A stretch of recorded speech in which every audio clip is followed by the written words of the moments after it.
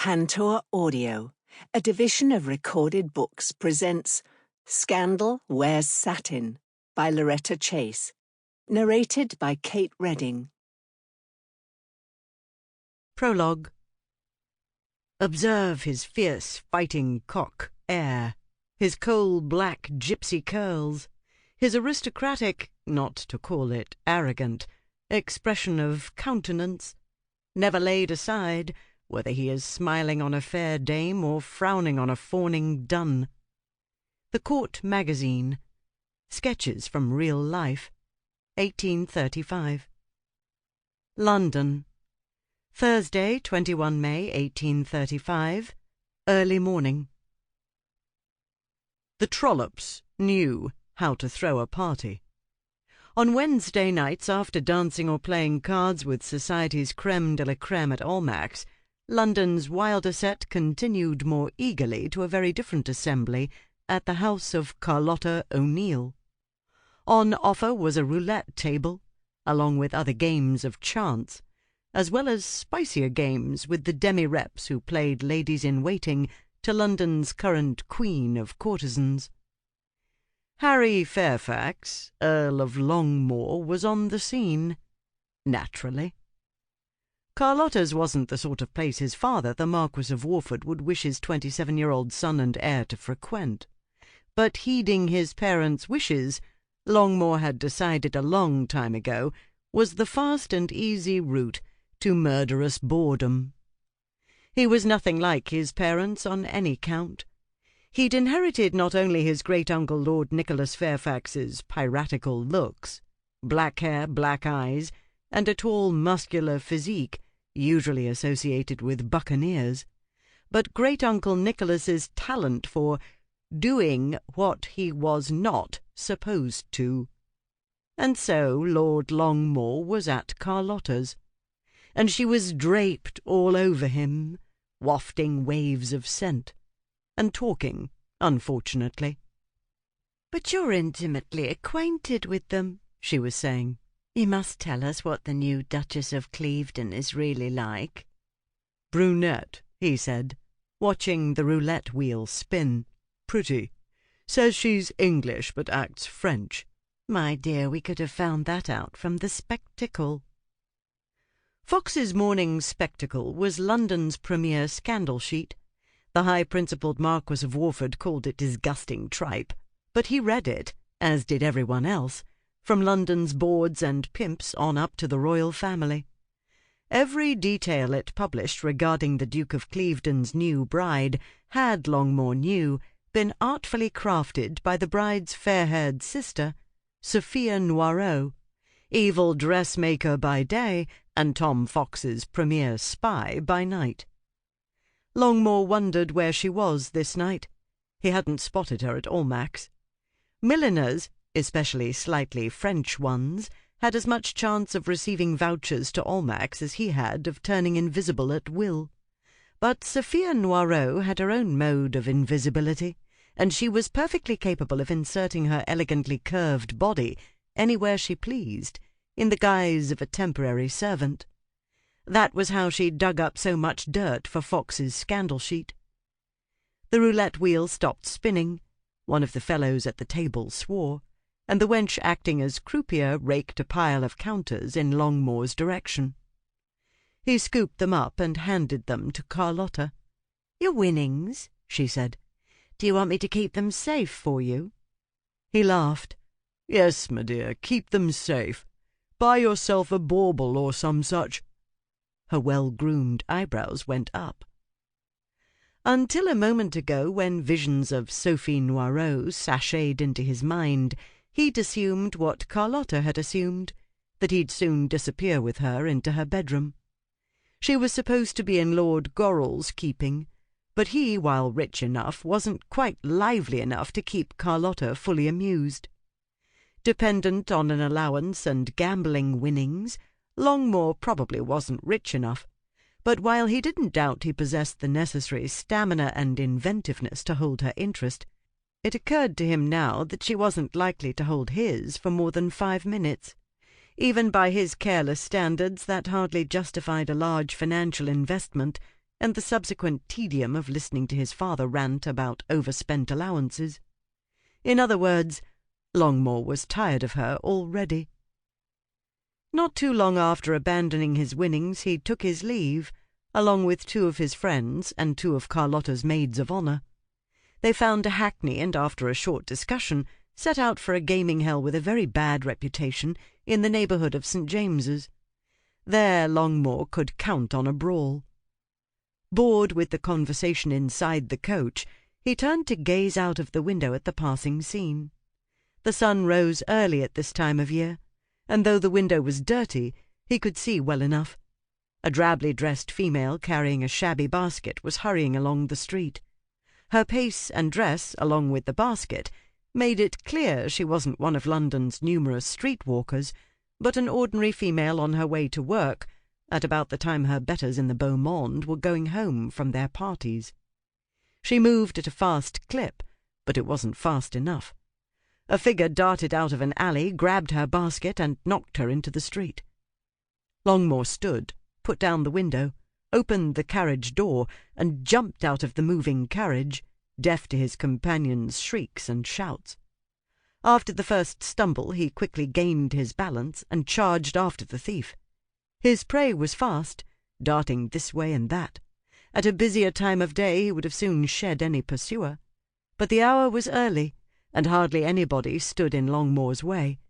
He wasn't thinking, only running in a blind fury. When the fellow sprang into a narrow court, Longmore never thought of ambush or danger. Not that he'd care, had he thought about it. The fellow was making for a door, and it opened a crack, its inhabitants expecting him, no doubt. Longmore got to him first. He grabbed the thief and dragged him backward. The door banged shut. Longmore slammed him against the nearest wall. The man instantly crumpled and slid to the ground, dropping the basket. Though he couldn't be much damaged, these villains didn't break easily. He stayed where he was, eyes closed. "I shouldn't get up again in a hurry if I were you," Longmore said. "Filthy coward! Attacking women!" Longmore collected the basket and cast a glance round the court. With any luck, dangerous accomplices would hurry to their friend's rescue. But no luck. The area was quiet, though Longmore was well aware he was being watched. He sauntered out into Piccadilly. He found the girl minutes later. She stood slumped against a shop front, weeping. "Never mind the bawling," he said. "Here's your precious goods." He fished some coins from a pocket and thrust those and the shabby basket into her hands. "What in blazes was in your mind, rushing on blindly without minding your surroundings?" "Work," she said. "I had to get to work, your lordship." He didn't ask how she knew he was a lord. Everybody knew the Earl of Longmore. "Thieves and drunken aristocrats roaming the streets looking for trouble, and you without a weapon," he said. "What's wrong with women these days?" "I don't know." She was shaking like a leaf. She was bruised and dirty from her fall in the street. She was lucky that none of the scores of drunken louts on their way home from their debauches had run her over. "Come with me," he said. Whether too shaken to think, or simply intimidated, he often had that effect, even on his peers. She followed him across the street to the hackney. His friends could have continued on. They were drunk enough, but they'd stopped to watch the fun. "Everybody out," Longmore said. They made noises of protest, but they staggered out of the vehicle, all staring at the drab female. "Not your type, Longmore," Hempton said. Crawford shook his head. "Standards dropping, I'm afraid to say." Longmore ignored them. "Where were you going?" he said to the girl. She stared at him, then at his friends, then at the tarts. "Never mind them," he said. "Nobody's interested in your doings. We only want to get on to the next party. Where do you want the driver to take you?" She swallowed. "Please, your lordship?" "I was on my way to the Milliners' Society for the Education of Indigent Females," she said. "There's a mouthful," Crawford said. "I work there," the girl said. "I'm going to be late."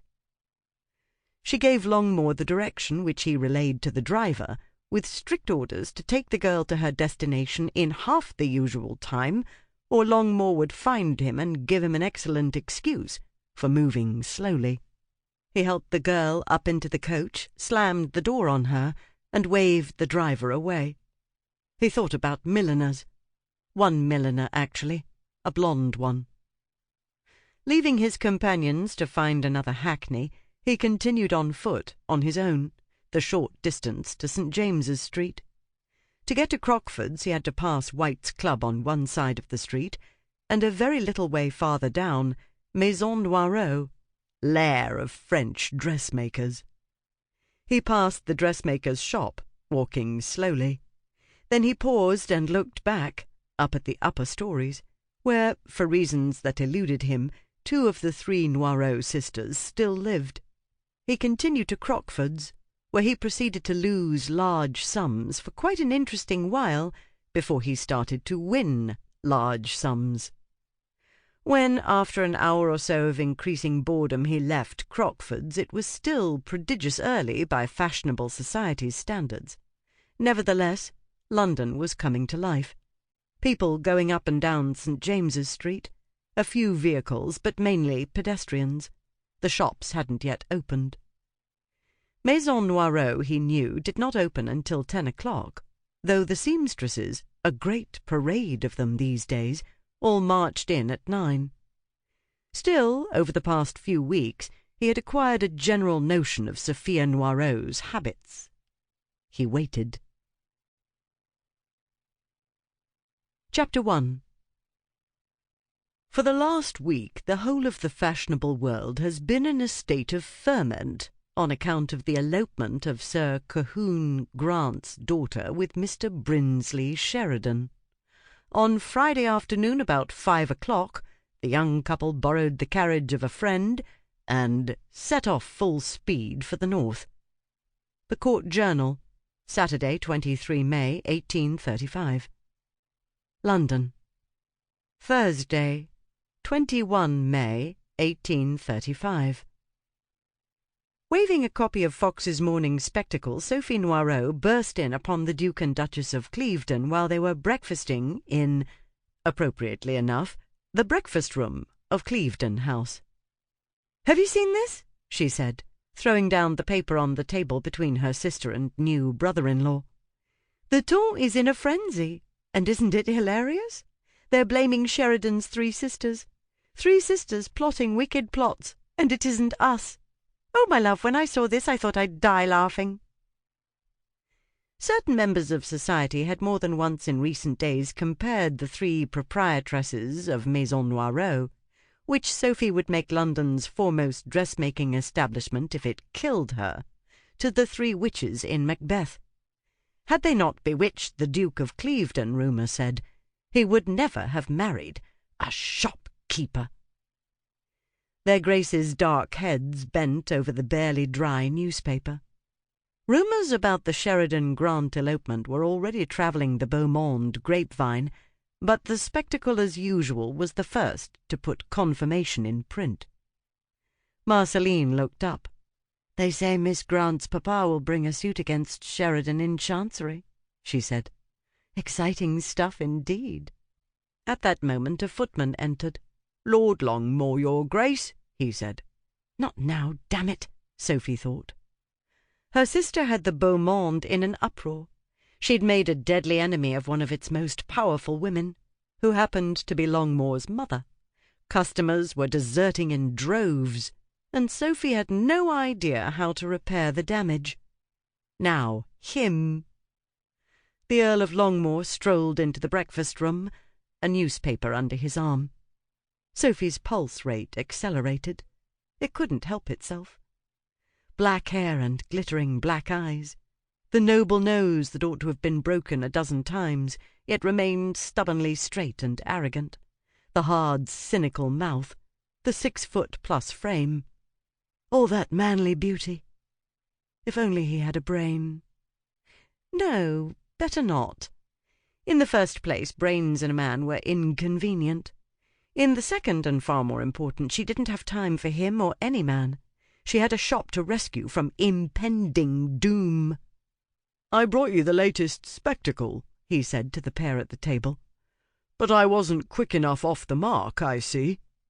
"Sophy brought it," said Marceline. Longmore's dark gaze came to Sophy.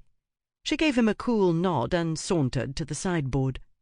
She looked into the chafing dishes and concentrated on filling her plate. "Miss Noirot," he said. "Up and about early, I see. You weren't at Almack's last night." "Certainly not," Sophy said. "The Spanish Inquisition couldn't make the patronesses give me a voucher." "Since when do you wait for permission? I was so disappointed.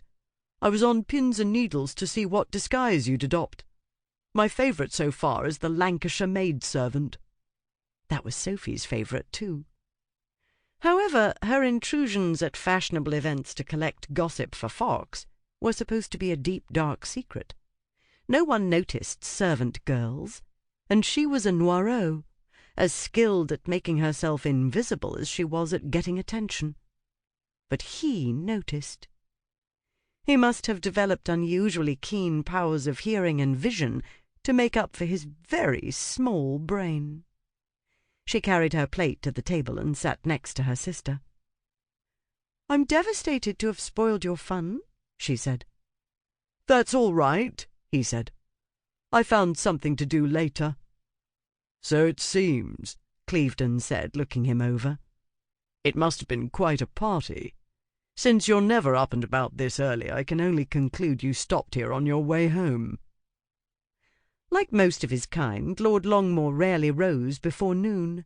His rumpled black hair, limp neckcloth, and wrinkled coat, waistcoat, and trousers told Sophy he hadn't yet been to bed.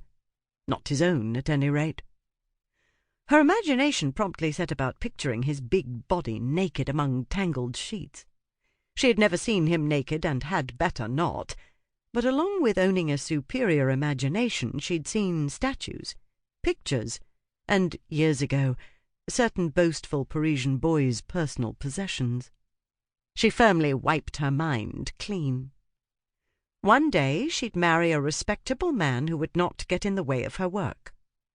Not only was Longmore far from respectable, but he was a great thickhead who constantly got in one's way, and who happened to be the eldest son of a woman who wanted the Noirot sisters wiped off the face of the earth. Only a self-destructive moron would get involved with him. Sophy directed her attention to his clothes. As far as tailoring went, his attire was flawless, the snug fit outlining every muscled inch from his big shoulders and broad chest and his lean waist and narrow hips, down, down, down his long, powerful legs.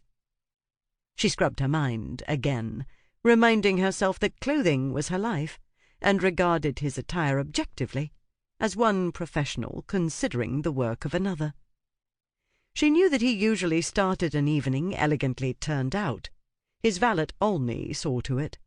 But Longmore did not always behave elegantly, and what happened after he left the house Olney could not control. By the looks of him, a great deal had happened after Olney released his master yesterday. "You always were the intellectual giant of the family," Longmore said to the Duke. "You've deduced correctly. I stopped at Crockford's and elsewhere. I needed something to drive out the memory of those dreary hours at Almack's." "You loathe those assemblies," Clevedon said. "One can only assume that a woman lured you there." "My sister," Longmore said. "She's an idiot about men. My parents complain about it endlessly. Even I noticed what a sorry lot they are, her beaux. A pack of lechers and bankrupts. To discourage them, I hang about Clara and look threatening." Sophy could easily picture it. No one could loom as menacingly as he, gazing down on the world through half-closed eyes like a great dark bird of prey. How unusually brotherly of you," said Clevedon. That numbskull Adderley was trying to press his suit with her. Longmore helped himself to coffee and sat down next to Clevedon, opposite Marceline. She thinks he's charming. I think he's charmed by her dowry. Rumour says he's travelling up the River Tick on a fast current, Clevedon said. I don't like his smirk, Longmore said, and I don't think he even likes Clara much. My parents loathe him on a dozen counts. He waved his coffee cup at the newspaper. They won't find this coup of Sheridan's reassuring. Still, it's deuced convenient for you, I dare say. An excellent way to divert attention from your exciting nuptials. His dark gaze moved lazily to Sophy. The timing couldn't have been better. I don't suppose you had anything to do with this, Miss Noirot? If I had, I should be demanding a bottle of the Duke's best champagne and a toast to myself, said Sophy. I only wish I could have managed something so perfect. Though the three Noirot sisters were equally talented dressmakers, each had special skills. Dark-haired Marceline, the eldest, was a gifted artist and designer. Red-headed Leonie, the youngest, was the financial genius. Sophy, the blonde, was the saleswoman. She could soften stony hearts and pry large sums from tight fists. She could make people believe black was white. Her sisters often said that Sophy could sell sand to Bedouins. Had she been able to manufacture a scandal that would get society's shallow little mind off Marceline and on to somebody else, Sophy would have done it. As much as she loved Marceline and was happy she'd married a man who adored her, Sophy was still reeling from the disruption to their world, which had always revolved around their little family and their business. She wasn't sure Marceline and Clevedon truly understood the difficulties their recent marriage had created for Maison Noirot, or how much danger the shop was in. But then they were newlyweds, and love seemed to muddle the mind even worse than lust did. At present, Sophy couldn't bear to mar their happiness by sharing her and Leonie's anxieties. The newlyweds exchanged looks. "What do you think?" Clevedon said. "Do you want to take advantage of the diversion and go back to work?" "I must go back to work, diversion or not," Marceline said. She looked at Sophy. "Do let's make a speedy departure, ma chère sœur. The aunts will be down to breakfast in the next hour or so." "The aunts?" Longmore said. "Still here?" Clevedon House was large enough to accommodate several families comfortably. When the Duke's aunts came to town on visits too short to warrant opening their own townhouses, they didn't stay in hotels, but in the north wing. Most recently they'd come to stop the marriage. Originally, Marceline and Clevedon had planned to wed the day after he'd talked, or seduced her, into marrying him. But Sophy and Leonie's cooler heads had prevailed. The wedding, they'd pointed out, was going to cause a spectacular uproar, very possibly fatal to business. But if some of Clevedon's relatives were to attend the ceremony, signalling acceptance of the bride, it would subdue to some extent the outrage.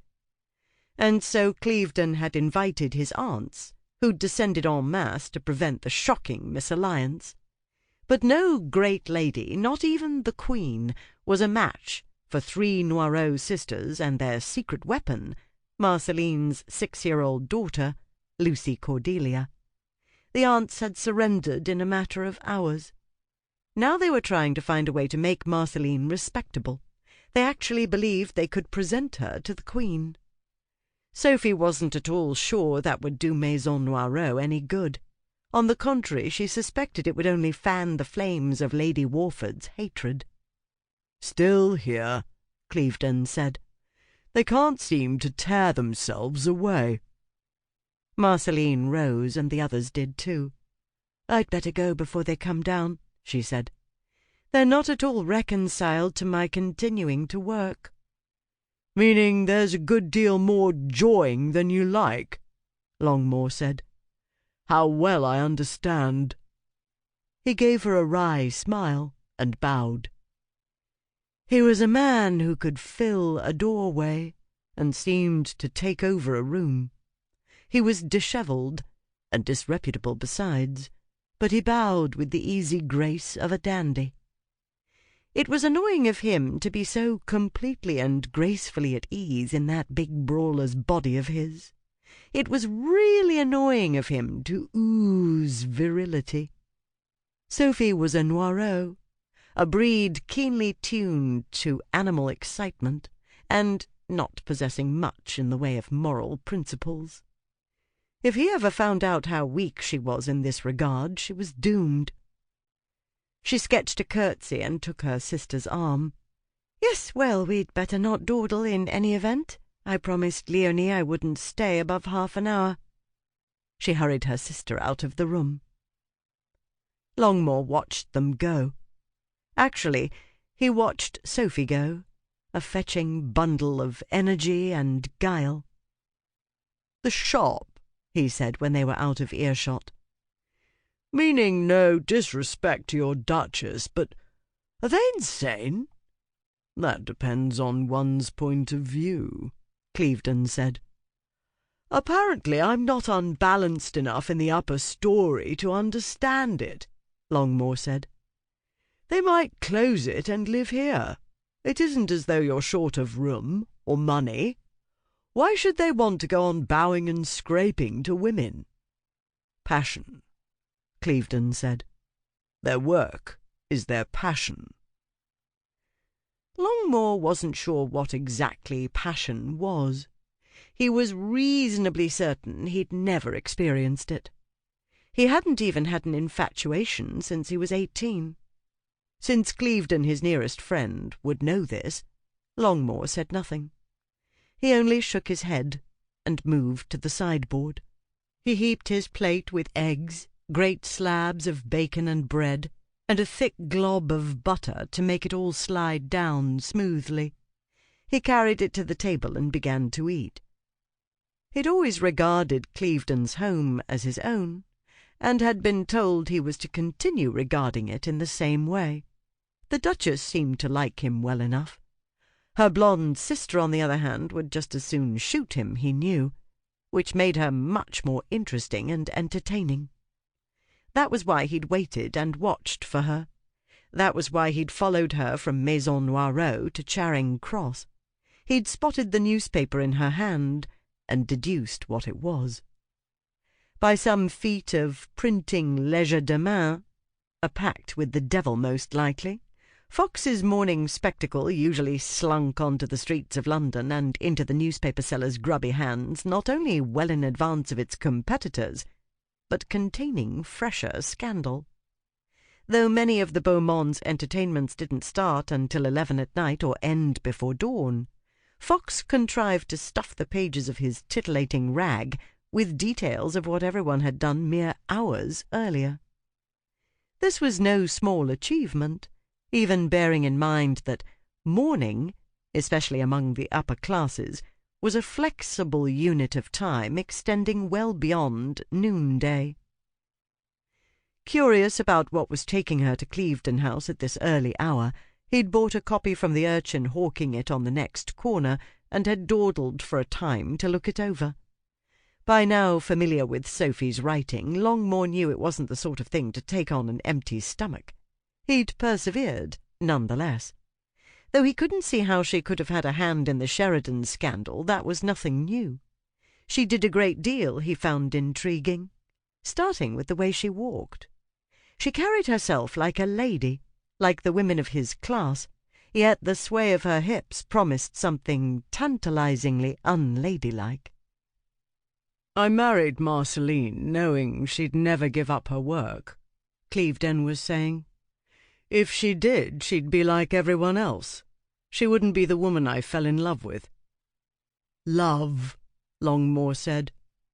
"Bad idea." Clevedon smiled. "One day love will come along and knock you on your arse," he said. and I'll laugh myself sick watching. Love will have its work cut out for it. Sample complete. Ready to continue?